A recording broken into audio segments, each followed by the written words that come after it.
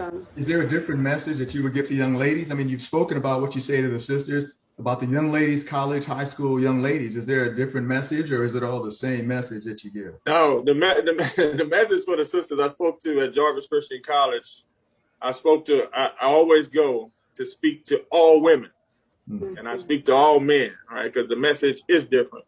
The message of excellence is not different, but the message to my sisters is different.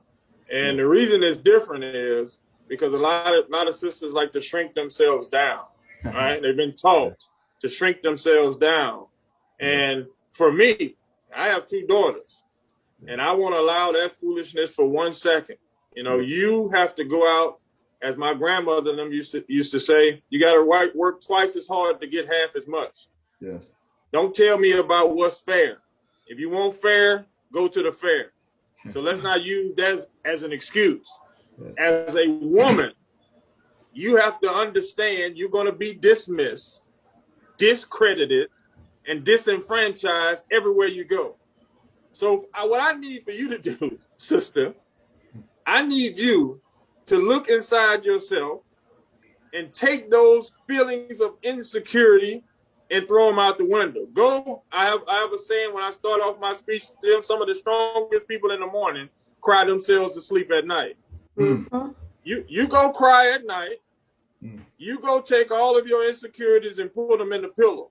Yeah. But when you get out in front of people, I need you to be a queen. Amen. I need you to stand tall. I need you to adjust your crown because you were made to rule. I mean, that's just, you are a co-creator with God, right? If you don't understand that we couldn't even come into existence without you, Amen. then you need to find and check yourself. So you have no right to be bowing to anybody at any time, anywhere. You better find yourself and fix your crown. Yeah, it's a different message to the sisters. Yeah. Absolutely. Very good. Excellent. Actually, I have a daughter too, and I didn't know it. I didn't grow up with sisters, and it was my mom. My mom's a tough woman. I grew up in Brooklyn, New York. My mom is tough. Grew up in a household with a lot of men. I didn't really understand this whole thing until I had a daughter. I really did not understand this thing until I had a daughter. And yeah, it is. Everything that you're speaking there, man, it's just so powerful and so true. So powerful. Yeah, I mean, because, you know, man, the guys are not going to like me for this, but, you know, this is scriptural. You know, guys, if they're not in the right mindset, we some of the slimiest creatures on earth. Oh, yes. Oh, definitely. Because we come in like the serpent in the garden. We sliding.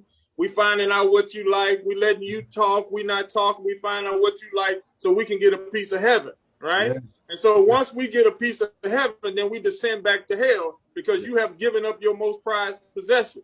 So once you understand that about us, right? And I don't want to get too scriptural here, but the Quran says to the sister, don't speak too softly because men have a disease in their hearts. I'm going to say that again. Don't speak too softly, sister, because men have a disease in their heart. The disease is not yours. Right. It's theirs. Yeah. Because once you start batting your eyes or smiling, you might just try to be polite. He's thinking about something a whole different level. Yeah. So you got to come correct. You got to come and let him know you're a queen. Let me tell you a story. The reason why I'm married, because it was a time where my wife said, that's it, Joker. You don't deserve me. I got 2 kids to worry about. So why don't you take your drunk ASS on, right? And so she began to value herself. Yeah. And therefore, when she began to value herself, I started to value her. Yeah. Oh, I got to say that again. When she began to value herself, that's when I began to value her. And my big butt was in Alexandria, Louisiana. She was in Texas. She wouldn't answer my phone call. She said, my children are more important than you. You are inadequate and you're not a good father. I drove 4 hours and apologized to that woman, and I've been with her for the last 30 years. Amen. Because she found value in herself. Yeah. Because I won't value her. But that's huge.